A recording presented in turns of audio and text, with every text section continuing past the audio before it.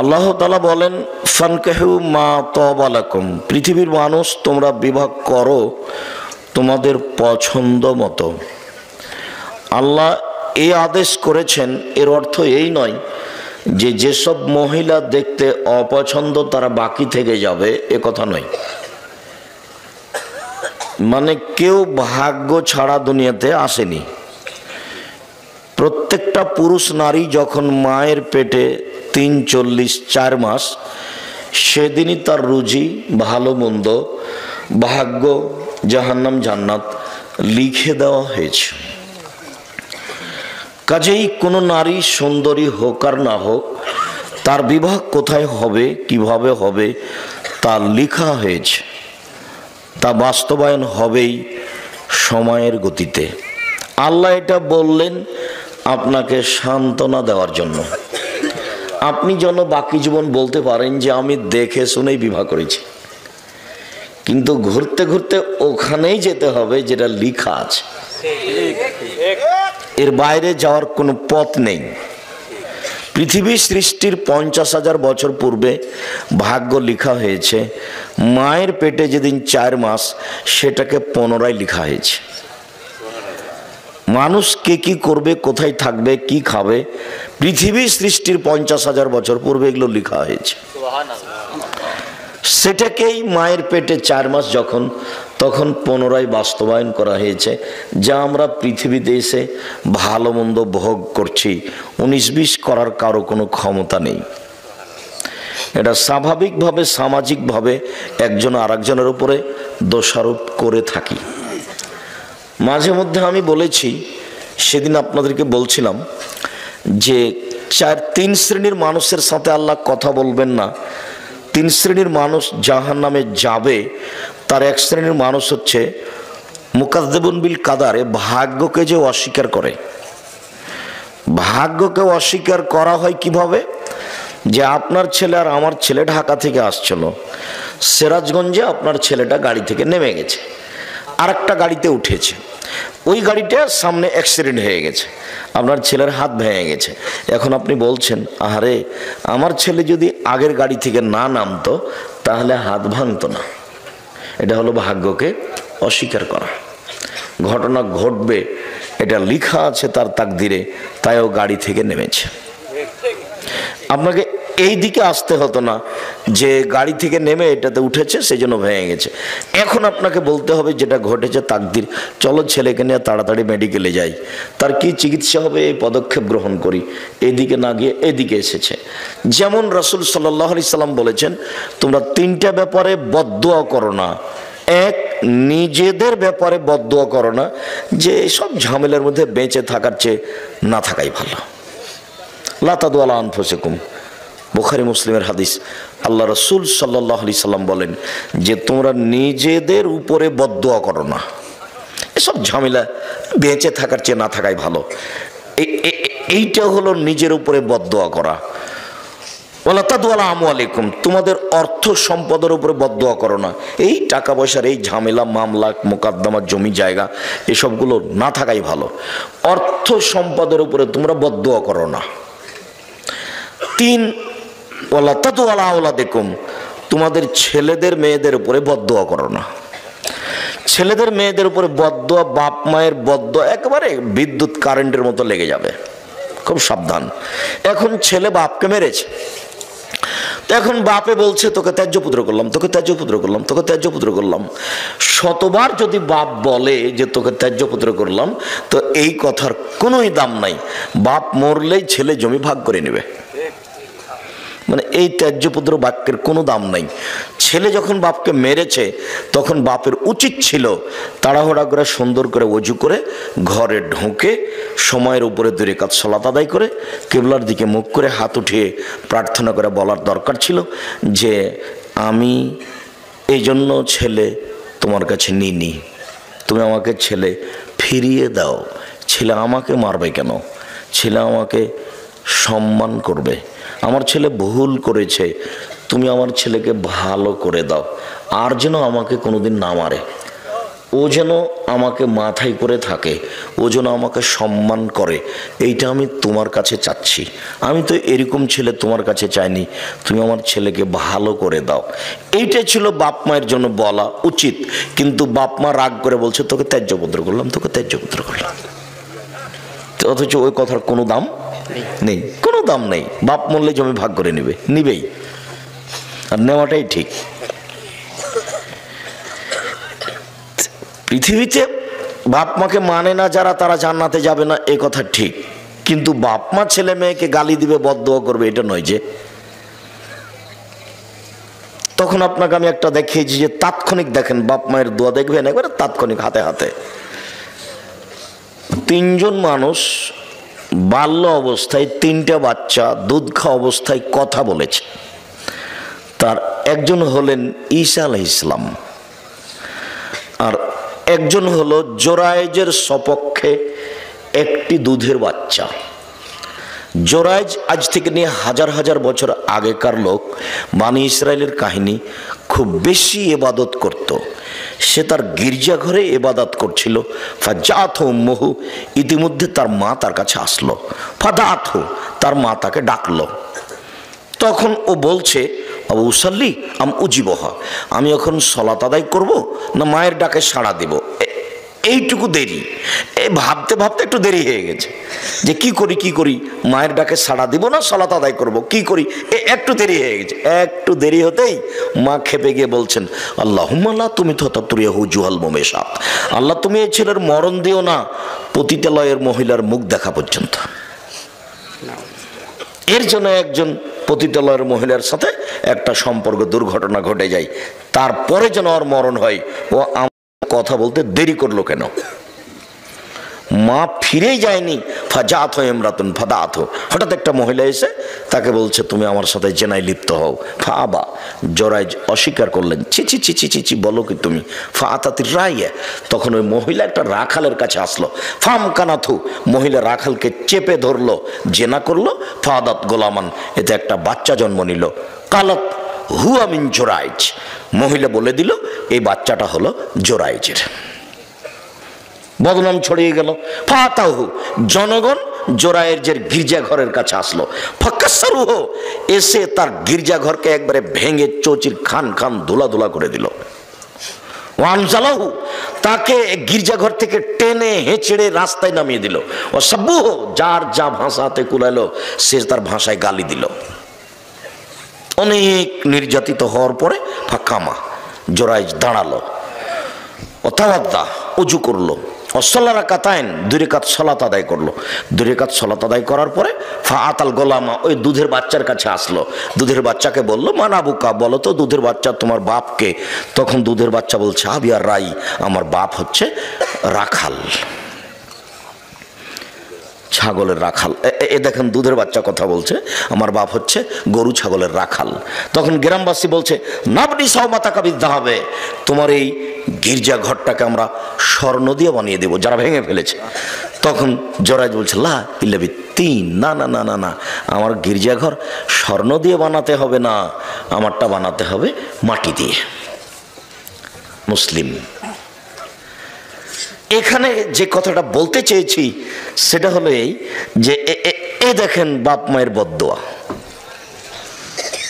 হাতে হাতে কি একটা দুর্ঘটনা ঘটে গেল। বলেও কখনো বাপ মায়ের জন্য বদদোয়া, ছেলে মেয়ের জন্য বদদোয়া করবেন না। সম্মানিত দিনী ভাই বোন,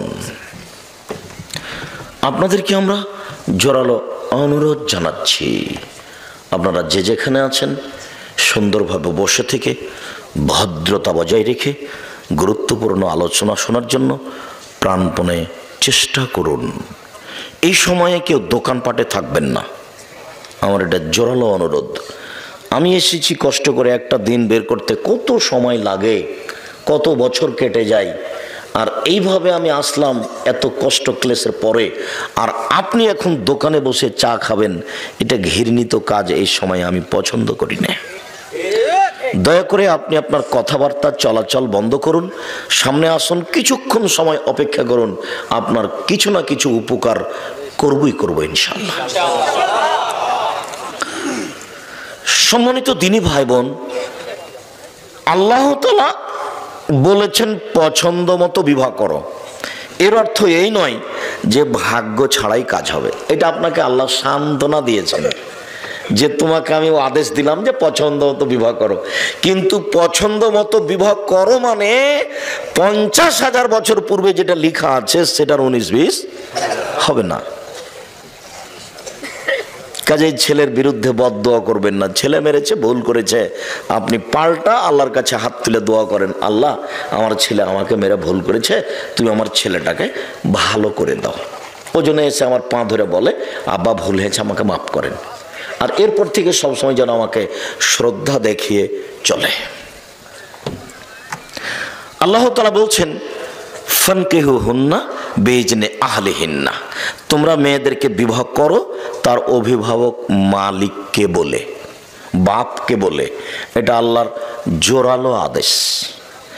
এই আয়াতের ভিত্তিতে আমাদের নবী মুহাম্মদ সাল্লাল্লাহু আলাইহি সাল্লাম বলেছেন আইয়ু ইমরাতিন নাকাহাত বেগাইরে ইজনি ওয়ালিহা, যে কোনো মেয়ে যদি বাপের অনুমতি ছাড়া বিবাহ বসে ফানিকাহুহা বাতিল, ফানিকাহুহা বাতিল, ফানিকাহুহা বাতিল, ওই বিবাহ বাতিল, ওই বিবাহ বাতিল, ওই বিবাহ বাতিল, কোর্টের বিবাহ বাতিল। কিয়ামত পর্যন্ত সময় থাকলে কোনো মায়ের বেটা কথা এইভাবে উল্টে ধরতে পারবে না। যদি ধরে তাহলে বলবে যে আমাদের ফেকাতে লেখা আছে, এইভাবে বলতে হবে। যে কোনো মেয়েকে যদি বলে এটা আমার বউ, দুইজন সাক্ষী, বিবাহ হয়ে গেছে, এটা লেখা আছে ফেকাতে। কিন্তু আল্লাহর নবী মুহাম্মদ সাল্লাল্লাহু আলাইহি সাল্লাম বলেছেন বাপকে না বলে যদি বিবাহ করে তাহলে সে বিবাহ বাতিল, সে বিবাহ বাতিল, সে বিবাহ বাতিল। কথাটি আল্লাহর নবী 3 বার বলেছেন জোর দিয়ে। তবুও হুজুর বলছেন যে চলবে। দেখে কি করবেন, করেন, কিছু করার আছে? কোনো পথ নেই। যদি আপনার মেয়ে 7 ছেলের মা হয় তবে ওই বিবাহ হয়নি, আবার বিবাহ পড়াতেই হবে। কোনো পথ নাই, যেহেতু বিবাহ বাতিল। শুধু তাই নয়, রাসূল সাল্লাল্লাহু আলাইহি সাল্লাম বলছেন লা তুজাব্বিজুল মারাতু আল মারাতা, একজন মহিলা আর একজন মহিলার বিবাহ দিতে পারে না, নিজে বিবাহ বসতে পারে না, বিবাহ দিতে পারে না। ফুফুতে বলছে ভাতিজিকে, ভাইয়ের মেয়েকে যে তোর আব্বা তো অমুক ছেলের সাথে বিবাহ দিবে না, তুই চলে আয় আমার বাসায়, আমি বিবাহ দিয়ে দিচ্ছি। ওর ফুফু কখন কখন পুরুষ মানুষ হয়ে গেছে। খালাতে বলছে এই কথা যে তোর বাপ তো বিবাহ দিবে না, তুই আমার বাড়ি চলে আয়, আমি বিবাহ দিয়ে দিচ্ছি। খালা এখন দায়িত্বশীল হয়ে বিবাহ দিয়ে দিচ্ছে বোনের মেয়ের। কত সাহস খালার! কথাটা ওইরকমই হয়ে গেল যে ওই যে মাঝে মধ্যে আপনাদের সামনে বলতে থাকি যে ঢাকা হাজি ক্যাম্পে পৌঁছিলাম, তখন দেখছি একজন মাওলানা সাহেব অনেক বড় পাগড়ি মাথায় বেঁধে বলছেন আপনারা বলেন লব্বাইক আল্লাহুম্মা লব্বাইক লব্বাইক লা শারীকা লাক লাব্বাইক ইন্নাল হামদা ওয়া নি'মাতা লাক ওয়াল মুলক লা শারীকা লাক। আল্লাহ তোমার দরবারে উপস্থিত, আমি তোমার দরবারে উপস্থিত, প্রশংসা তোমার, অনুগ্রহ তোমার, রাজত্ব তোমার, কোনো শরীক নাই তোমার। এই দোয়া পড়াচ্ছে। তা আমি বলছি ইমাম সাহেব এটা এখানে বলাচ্ছেন কেন? এটা তো ইয়ালামলামে বলতে হবে। বিমান জিদ্দায় নামার 15-20 মিনিট পূর্বে বৈমানিকের পক্ষ থেকে বলা হবে আপনারা এহরাম বাঁধুন, তালবিয়া পড়ুন। তখন আপনার মুসাইল লোকেরা বলবে লাব্বাইক উমরাতান, আমি উমরার জন্য উপস্থিত, লাব্বাইক আল্লাহুম্মা লাব্বাইক লব্বাইক লা শারীকা লাক লাব্বাইক ইন্নাল হামদা ওয়া নি'মাতা লাক ওয়াল মুলক লা শারীকা লাক। তো আপনি এখানে বলছেন যে, তখন আমাকে বলছে যে বাড়ি থেকে বললে হবে যে মুহাম্মদ সাল্লাল্লাহু আলাইহি সাল্লাম বলেছেন ইয়ালামলাম, মুহাম্মদ সাল্লাল্লাহু আলাইহি সাল্লাম মানতে হবে, ঠেকা বাঁধেছে, আমি মানুষ নয়, আমারটাও চলে। তো বাড়ি থেকে বলছে চলে, তো যার যেখানে মন সে সেখানে বলুক যে চলবে। যেহেতু মুহাম্মদ সাল্লাল্লাহু আলাইহি সাল্লাম দিয়ে কাজ হলো না, সবারটাই যখন চলবে তো ঠিকই আছে, যার যেখানে প্রয়োজন হবে সে সেখানে এহরাম বাঁধবে। মুহাম্মদ সাল্লাল্লাহু আলাইহি সাল্লাম দিয়ে তার হলো না, তো ঠিকই মুহাম্মদ সাল্লাল্লাহু আলাইহি সাল্লাম নাকচ করে দিয়েছেন যে বাপ ছাড়া বিবাহ হবে না। এখন খালা বলছে যে ওটা মুহাম্মদ সাল্লাল্লাহু আলাইহি সাল্লাম বলেছেন, আমি তো খালা, আমি পারবো না, খালা বিবাহ দিয়েছে। আল্লাহ বলছেন যে মেয়ের অভিভাবককে বলে বিবাহ করো। তারপরের বাক্যে বলছেন অতহুন্না উজুরাহুন্না বিল মারুফ, ভালোভাবে মোহরটা দিয়ে দাও। বাকি মোহরে বিবাহ জায়েজ, কিন্তু মোহর দেওয়া লাগবে না, এটা কোথায়? মরার সময় বলছে যে 10 কাঠা জমি তোমাকে দিয়ে দিলাম, এগুলো নয়। মোহর নগদ দেন আর 10 দিন পরে দেন, তাড়াতাড়ি দেন। যদি এবার আপনাদের বলছি, এই ছেলেরা শোনো, তোমার বাপ যদি মোহর না দিয়ে মারা যায়, তাহলে তোমার বাপের পক্ষ থেকে তোমাকে তোমার মাকে মোহর দিতে হবে। এটা তোমার বাপের ঋণ কর্জ বাকি থেকে গেছে। তোমরা যদি তোমার বাপের মোহর তোমার মাকে না দাও, তাহলে বিচারের মাঠে তোমার মা তোমার বাপের নেকি নিয়ে নেবে, কোনো পথ নাই। বিচারের মাঠে তখন তোর বাপ তোমার টাকা পাবে না। তোমার বাপ বিচারের মাঠে টাকা পাবে? টাকা পাবে না। তোমার মার হাত ধরে ক্ষমা নিলে হবে? ওখানে বিচারের মাঠে হাত ধরে ক্ষমা চলে না। তাহলে কিভাবে বিচার হবে? বিচার হলো নেকি দিয়ে বোঝাতে হবে, যে নেকি যে নেই, তো বলছে ওই পরিমাণ পাপ নিয়ে নিতে হবে। বিচার এইভাবেই রাসূল সাল্লাল্লাহু আলাইহি ওয়াসাল্লাম সমাধা করে দিয়ে গেছেন, যে বিচারের মাঠের বিচার এইভাবে হবে। আপনাকে আমি একটা থাপ্পড় মেরেছি, রিক্সাওয়ালা আপনি, তো এখন বিচারের মাঠে আপনার দামে হাত ধরে ক্ষমা নিনি, এখন কিয়ামতের মাঠে উপস্থিত, তো রিক্সাওয়ালা বলছে আমাকে থাপ্পড় মেরেছে, এখন আমি কি দিয়ে পরিশোধ করব? এখন তো আর বলতে পারছি না রিক্সাওয়ালাকে, ভাই আমার ভুল হয়েছে, তুমি মাফ করো। এটাও তো চলে না, কি করতে হবে? এখন রিক্সাওয়ালা আমার নেকি নিয়ে নিবে, তো আমার নেকি নেই, তো রিক্সাওয়ালার কিছু পাপ আছে, তো ওই নেকি পরিমাণ পাপ ওরটা আমি নিয়ে নিব। এটা হলো বিচার। হাদিস বুখারী মুসলিম। মোহর দিতে বাধ্য। যদি শেষ পর্যন্ত তুমিও না দাও তোমার বাপের মোহর, তাহলে বিচারের মাঠে তোমার মা তোমার বাপের নেকি নিয়ে নেবে। আল্লাহ বলছেন টাকা দিয়ে বিবাহ করো, আর তোমরা, এটা বগুড়া, তো বগুড়া, জয়পুরহাট, লালমনিরহাট, নীলফামারী, কুড়িগ্রাম, পঞ্চগড়, ঠাকুরগাঁ, জয়পুরহাট, এইসব ডিস্ট্রিক্টের মানুষ প্রায় বেশিরভাগই আমার জানা অনুপাতে শ্বশুরের কাছে টাকা নেই, যৌতুক। তা আল্লাহ বলছেন যে টাকা দিয়ে বিবাহ করো, মানে মোহর দিয়ে। সেখানে টাকা নিয়ে বিবাহ করা একেবারেই হারাম, টোটালি হারাম, সম্পূর্ণরূপে হারাম। যে বাক্যটা আপনার খুব ভালোভাবে জানা আছে, যে আব্দুর রাজ্জাক সাহেব বলেছেন ভিক্ষা করা টাকা দিয়ে চাউল কিনে ভাত খেয়ে ইবাদত কবুল হবে, কিন্তু যৌতুকের টাকা দিয়ে শ্বশুরের কাছ থেকে টাকা নিয়ে ওই টাকা দিয়ে চাউল কিনে ভাত খেয়ে ইবাদত কবুল হবে না। এই ফতোয়া উল্টিয়ে ধরার কোনো পথ নেই, এভাবেই থাকবে কিয়ামত পর্যন্ত। শ্বশুরের কাছে টাকা নেওয়ার কোনো পথ নেই। আর কোরআন হাদিস চিন্তা ভাবনা করে বুঝা যায় না যে বিবাহতে মেয়ের বাপের 2-1 টাকা খরচ হবে, এটা বোঝা যায় না। 2-1 টাকা খরচের কোনো পথ দেখা যায় না। তো আমরা আজকে প্রথম অংশের আলোচনা তেমন নয়, এতটুক যে বিবাহ করো, মেয়ের বাপ গার্জেনকে বলে কোর্টের বিবাহ বাতিল। তারপরে কোর্টে যদি বিবাহ হয়, তাহলে বিবাহ আরেকদিন তার বাপের উপস্থিতিতে 2 জন সাক্ষী দিয়ে বিবাহ পড়াতেই হবে, কোনো পথ নেই। সবাই মিলে মেয়ে দেখতে যাওয়া নাজায়েজ, হারাম। বিবাহ নির্ধারণ হওয়ার পরে থোবড়া বা মেয়েদের গীত গাওয়া বা হলুদ মাখা জায়েজ, তবে এইভাবে নয়। আর হলুদ মাখার কোনো বিধান কোরআন হাদিসে নেই, তো হলুদ মাখা হারামও নয়।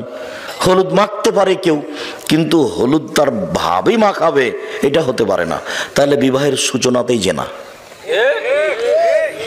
হলুদ তার খালাতো বোন, মামাতো বোন, চাচাতো বোন মাখাবে, তাহলে বিবাহের সূচনাতেই জেনা। একজন মহিলাই আরেকজন মহিলার গায়ে হাত লাগিয়ে হলুদ মাখাতে পারে না, তো একজন যুবক পুরুষের গায়ে হাত লাগিয়ে ভাবি, খালাতো বোন, মামাতো বোন কি করে হলুদ মাখাতে পারে? এর চেয়ে নোংরা, ন্যাক্কারজনক, জঘন্য, বর্বর কাজ আর কি হতে পারে? আমি এখানে যেটা বলেছি সেটা আপাতত বগুড়ার কোনো খবর আমার জানা নাই, যদিও বগুড়াতে বিবাহ শাদী আমাদের পরিবারেরও হয়েছে, কিন্তু আমি গাইবান্ধার বাস্তবে একটা দেখেছি, গীত সেখানেও আছে, কিন্তু চাঁপাইনবাবগঞ্জের সাথে একটা অবাক অমিল। সেটা হলো গাইবান্ধায় দেখেছি, রংপুরে দেখেছি, যে বিবাহ পড়ানোর জন্য ভিতরে গেছে কয়েকজন। মেয়ের কাছে বিবাহ পড়ানো না যায়, হারাম, মেয়ের কাছে বিবাহ পড়াতে হবে না। মেয়ের কাছে বিবাহ রাজশাহী চাঁপাইনবাবগঞ্জেও পড়াই, ওখানে গিয়ে বলে অমুক নিবাসী অমুক এত টাকা নগদ এত টাকা বাকিতে তোমাকে বিবাহ করতে এসেছে, তুমি তাকে স্বামী সত্ত্বে কবুল করো। তখন ও বলে কবুল করলাম। ওখানে 3 বার কবুল করার পরে এই মৌলানা সাহেব আর এই 4-5 জন লোক এই বরযাত্রী যেখানে আছে সেখানে এসে দাঁড়ায় সালাম দিয়ে। তখন বসে থাকা লোকগুলো বলে আপনারা কে? তখন ওরা বলে যে আমরা এই বিবাহের উকিল। তখন বসে থাকা লোকগুলি বলে যে মেয়ে কি কবুল করেছে? তখন দাঁড়িয়ে থাকা লোকগুলি বলে কবুল করেছে। তখন বসে থাকা লোকগুলি বলে যে তাহলে বসেন। তখন তারা বসে, মনে হচ্ছে এক পাগলামি কারবার, হিন্দুদের কলার গাছের চতুর্দিকে ঘোরা। বিবাহের সময় হিন্দুদের কলার গাছের চতুর্দিকে ঘুরে, ঠিক এরকমই মনে হচ্ছে। মানে ধর্ম এরকম এটা হয় কি করে? ইসলাম ধর্মের একটা দাম আছে, তার কাজকর্মের একটা মূল্যায়ন আছে। যে হোমসিকেলি বোকার মতো এতগুলি মানুষ ওখানে যাবে, মেয়ের কাছে বিবাহ পড়াবে, আবার এখানে দাঁড়িয়ে থাকবে মূর্তির মতো। তারপর ওরা বলবে যে কবুল করেছে, তারপরে হ্যাঁ, তারপর বসতে বলবে, তারপর বসবে। এসব নোংরা কাজ ইসলামে হতে পারে না।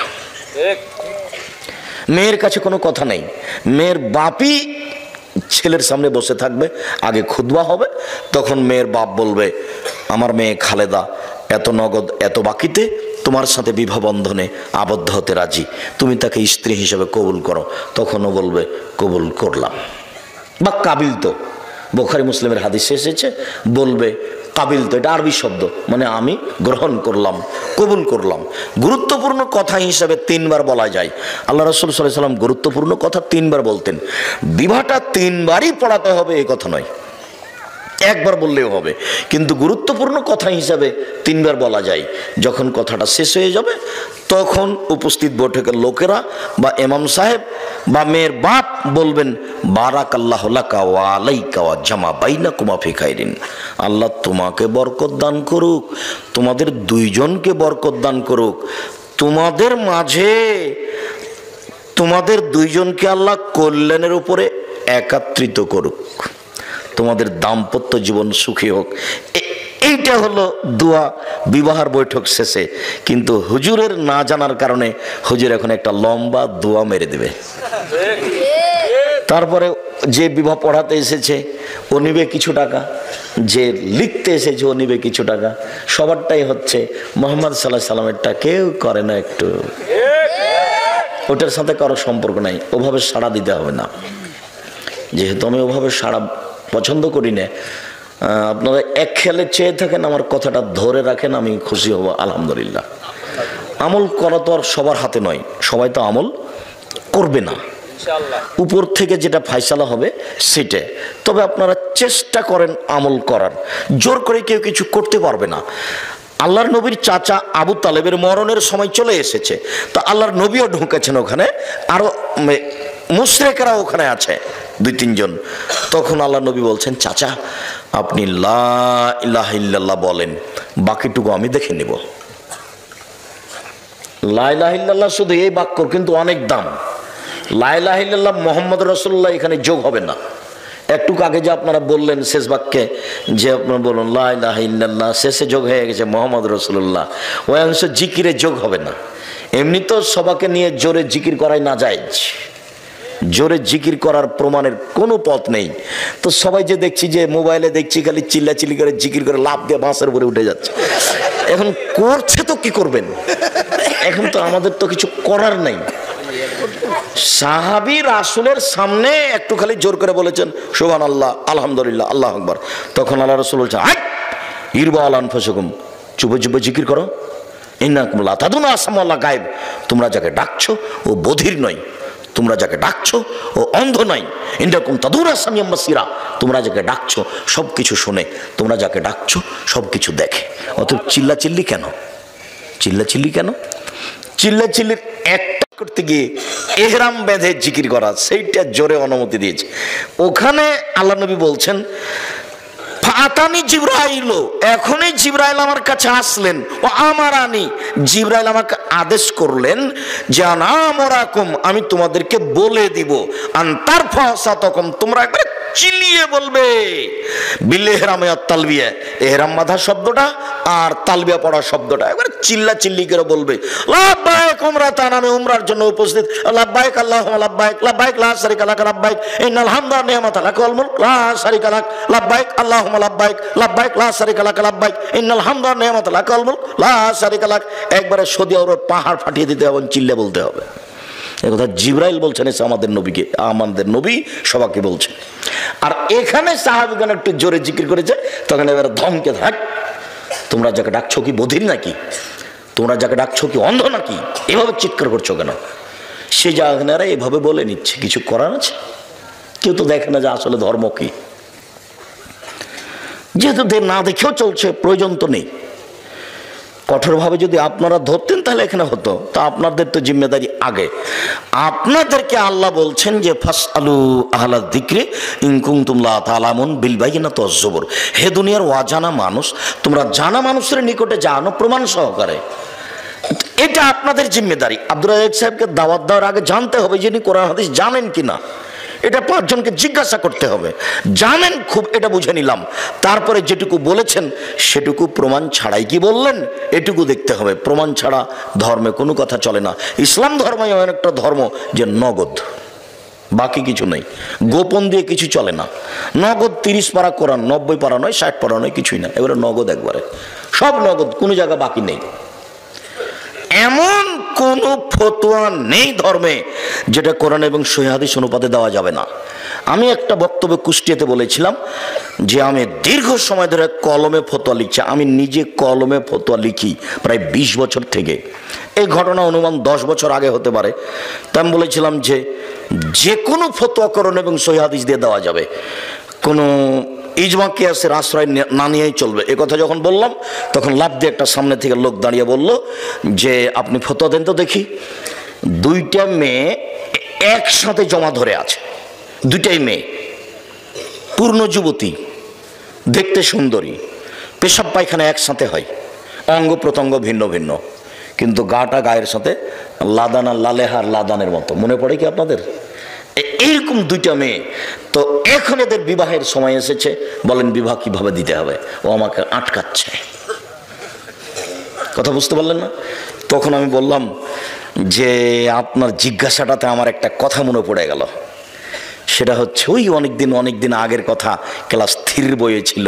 ক্লাস 3 বইয়ে কি ছিল? মোল্লা দোপেজি, বাদশা বলছে, মোল্লা দোপেজি জি জাহাপনা, আকাশের দিকে লক্ষ্য করুন তো। করলাম জাহাপনা। কিছু দেখলেন কি? না তেমন তো কিছু দেখিনি। 2টা কাক উড়ে গেল, দেখেননি? হ্যাঁ তা তো দেখলাম। এইবার বলেন এদেশে কতটি কাক আছে? 9,09,999। যদি কম হয় তাহলে বেড়াতে গেছে, আর যদি বেশি হয় বেড়াতে এসেছে। মাপে তো আর হিসাব করেনি পৃথিবীতে। আচ্ছা ঠিক ঠিক ঠিক ঠিক। আচ্ছা মোল্লা তো পেয়েছি। ওইটা কি? ওইটা চৌবাচ্চা জাহাপনা। বলতে পারো তুমি চৌবাচ্চায় কত পেয়ালা পানি আছে? যদি বলতে না পারো তাহলে তোমার গর্দান যাবে। তা যাক জাহাপনা, তবে প্রশ্ন একদম সোজা, একদম সহজ। পেয়ালা যদি চৌবাচ্চার সমান হয় 1 পেয়ালা, যদি অর্ধেক হয় 2 পেয়ালা, 4 ভাগে 4 পেয়ালা, 8 ভাগের ভাগে 8 পেয়ালা, 16 ভাগের ভাগে 16 পেয়ালা। আরে থামো থামো থামো, যা তোমাকে আজ মোরগ মুসাল্লাম খাওয়াবো। তো ঠিক এরকম হয়ে গেছে আপনার জিজ্ঞাসা। আপনার জিজ্ঞাসা তো জটিল নয়। আল্লাহ বলেছেন লা ইউকাল্লিফুল্লাহু নাফসান ইল্লা উসআহা। মানুষ যেটা করতে পারবে না এরকম বিধান আল্লাহ মানুষের উপরে চাপাবেন না। আপনি এখন বড় ডাক্তারের কাছে আশ্রয় নেন। বড় ডাক্তার যদি বলে যে পৃথক করা যাবে, করতে হবে। যদি বড় ডাক্তার বলে পৃথক করা যাবে না, তো একজনে বিবাহ করুক, তাতে আসে যায় না। এবার আপনি দেখান কে বিবাহ করতে চাচ্ছে, মেয়ে দুটি কোথায়? কোনো পথ নেই। যে কোনো ফতোয়া আমার 20 বছরের অভিজ্ঞতায় বলছি, আমার 20 বছরের অভিজ্ঞতা বলছি, যে কোনো ফতোয়া কোনো ফেকার আশ্রয় নিতে হবে না ইনশাআল্লাহ। কোনো কেয়াসের কোনো কিছুর আশ্রয় নিতে হবে না। আপনি কোরআন হাদিস দিয়ে বলতে পারবেন, কোনো সমস্যা নেই। আমার 20 বছরের অভিজ্ঞতা বলছি, 2-1 দিনের নয়, আর হঠাৎ করে নয়। আর অভিজ্ঞতা শুরু হয়েছে বগুড়া থেকে। সর্বপ্রথমে আমি 90 সালে বগুড়া ফতে আলী মসজিদে, ওই যে ফতে আলী ব্রিজের ওখানে যে মসজিদটা ছিল, ওখানে দাওয়াতের জন্য আসতাম। ওখানকার লোকেরাই যে টিয়া ভাই এখনো আছে, আমাকে পথ খরচ দিত 20 টাকা। তারপরে 50 টাকা, তারপরে 100 টাকা, তারপর 200 টাকা, তারপর 300 টাকা, তারপর 500 টাকা। এগুলো তাদের পথ খরচ। এখনো পাশে বসে আছেন সেকাল থেকে, 90 সাল থেকে। যদি কোনোদিন আমার মুখের চোখটা একটু দুর্বল হয়েছে টাকা কম দেখে, এটা প্রমাণ যদি করে দিতে পারেন, আমি জাতির সামনে কোনোদিন বক্তব্য দেব না।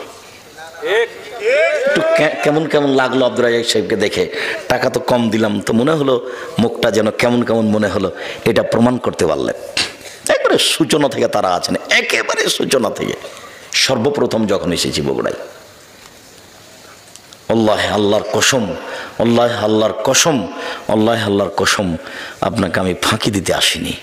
আমার বুঝ অনুযায়ী আমি কোরআন এবং সহিহ হাদিসের কথা বলে থাকি, বলছি, বলবো ইনশাআল্লাহ। সম্মানিত দিনী ভাই বোন, আরেকটু জরুরি কথা যে বিবাহের এইসব নিয়ম নীতির পরে, বিবাহ পড়ানোর পরে বর কনেকে নিয়ে যেসব কিছু করা হয় বরের বাড়িতে, কনের বাড়িতে, এগুলো সব হারাম।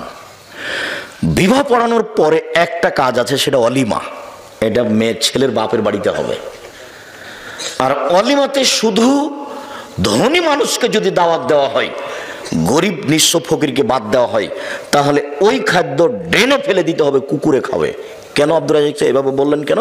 আল্লাহ নবী বলেছেন, আশারত আমিন, সবচেয়ে নিকৃষ্ট খারাপ খাদ্য ওই খাদ্য যেই খাদ্যে শুধু ধনীদের দাওয়াত দেওয়া হয়েছে, গরিবদের দেওয়া হয়নি। তাহলে এবার যে কয়েক দেগ ভাত রান্না করা হয়েছে গরুর গোশত দিয়ে, এই ভাতটা এখন কেমন ভাত বলেন তো দেখি? সবচেয়ে খারাপ, সবচেয়ে নিকৃষ্ট।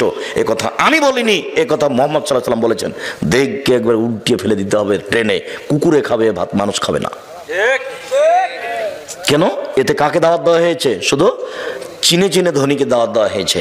অতএব এই খাদ্য হারাম, এ কথা আমি বলিনি, এ কথা মুহাম্মদ সাল্লাল্লাহু আলাইহি ওয়াসাল্লাম বলেছেন। আর দুয়াটার ওখানে আছে বরকত। বরকনের ভিতরে বরকত কি আছে? বরকতের কথাটা আপনাকে মাঝে মধ্যেই বলে থাকি। এই জন্যই বলে থাকি যে আপনার স্ত্রী, আপনার মা, দুইজনই সংসার পরিচালনা বুঝে না। ভাতে চাউল দিতে গিয়ে 2টা চাউল পড়ে গেছে, সেটা তুলে যে পাতিলে দিতে হবে সেটা তার বিবেচনাতে নেই। বাড়ির বরকত বুঝে না। দেখেন তো, বরকত যেভাবে আল্লাহ রাসূল বলছেন, মানুষের মধ্যে বরকত আছে, টেবিলটার মধ্যে বরকত আছে, এই বোতলটার পানিটার মধ্যে বরকত আছে। কিভাবে এগুলো আব্দুর রাজ্জাক সাহেব? টেবিলের বরকত বুঝতে পারলেন না? আজকে সন্ধ্যার সময় টেবিলটা করা হয়েছে, এমন এক জায়গাতে ঘরে রেখেছেন যে উপর থেকে বস্তা পড়ে টেবিলটা ভেঙে গেল, একদিনই শেষ। আর একটা টেবিল আপনাদের বাড়িতে আছে, আপনার দাদার করা, এখনো আছে। তার মানে ওই টেবিলটাতে বরকত আছে, এটাতে বরকত নেই। আল্লাহ রাসূলের সামনে যখন কোনো নতুন ফল দেওয়া হতো, তখন তিনি বলতেন, আল্লাহুম্মা বারিক লানা ফি সামারিনা ওয়া সায়না ওয়া মুদ্দিনা ওয়া শাহরিনা। আল্লাহ তুমি আমাদের ফলে বরকত দাও, আমাদের শহরে বরকত দাও, আমাদের ওজনে বরকত দাও, আমাদের জিনিসপাতিতে বরকত দাও। রুজি ভিন্ন জিনিস, বরকত ভিন্ন জিনিস। রুজি ভিন্ন জিনিস, বরকত ভিন্ন জিনিস। খুতবা শেষে, বিবাহ পড়ানোর পরে প্রথম বাক্যটাই বললেন, আল্লাহুম্মা বারিক আল বারাকাল্লাহু লাকা ওয়া আলাইকুমা। আল্লাহ বরকত তোমাকে দেখ, তোমাদের দুইজনকে দেখ, আর তোমাদের দুইজনকে আল্লাহ কল্যাণের উপরে একত্রিত করুক।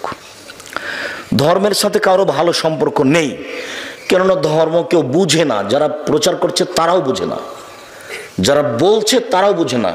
এখানে যিনি, ওনার নাম কি, কাজী, কাজীর খাতাতে 4 জন সাক্ষী লাগবে। এই খাতা ফেলে দিতে হবে, এই খাতা চলবে না।